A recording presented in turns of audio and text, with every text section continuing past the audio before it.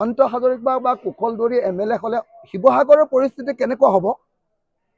শিৱসাগৰ বিজেপিৰ যিজন সভাপতি কি নাম বিতুপন ৰায়দঙিয়াক জয়ন্ত হাজৰিকা উৰফে কুশল দুৱাৰীয়ে কেইদিনমানৰ আগতে মূৰত বন্দুক থৈ দিলে, পিস্তল থৈ দিলে, ক'লে যে তুমি মোক সমৰ্থন কৰিবা নে গুলি খাবা।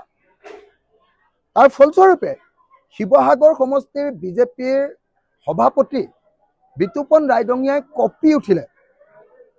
তেওঁ বিজেপি ত্যাগ কৰিবৰ কাৰণে পদত্যাগ পত্ৰ লিখিলে।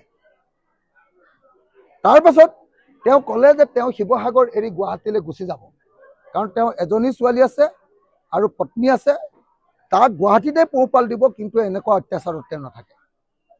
এই পৰিস্থিতি MLA হোৱাৰ আগতেই MLAৰ প্ৰাৰ্থী জয়ন্ত হাজৰিকা উৰফে কুশল দুৱাৰীয়ে তেওঁৰ নিজৰ দলৰ সভাপতি, ৰুলিং পাৰ্টিৰ সভাপতি, ডিষ্ট্ৰিক্টৰ সভাপতিয়ে, যি শক্তিশালী এজন মানুহ হয় ডিষ্ট্ৰিক্টৰ সভাপতি হলে, সেই মানুহজনকে গুলিয়াই হত্যা কৰিম বুলি যেতিয়া কৈছে, ইলেকশ্যনৰ পাছত কোন মানুহ শান্তিত থাকিবলৈ পাব, কোন মানুহে মাৰ খাব, কোন মানুহে গুলি খাব, কোন মানুহৰ ডিঙি কটা যাব, কোন মহিলাক ধৰ্ষণ কৰিব, কোন মহিলাক অত্যাচাৰ কৰিব, তাৰ সীমা সংখ্যা নথকা হ'ব। মাৰোৱাৰী ব্যৱসায়ী সমাজ আৰু আন ব্যৱসায়ী সমাজক অকল স্লিপ দিব আৰু বস্তু পঠিয়াই দিব লাগিব, পইচা পাতি একো নিদিয়ে। এইটোৱে আছিলে তেওঁৰ ধৰণ।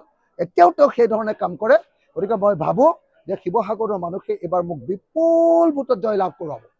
আৰু দ্বিতীয়তে অখিল গগৈ এইবাৰ ইলেকশ্যনত জিকিলে, গৌৰৱ গগৈৰ লগত মন্ত্ৰী হ'ব বুলি শিৱসাগৰ মানুহে অনুমান কৰিছে। গতিকে এইবাৰ মই 50,000 ওপৰ ভোটত জয়ী হ'ম।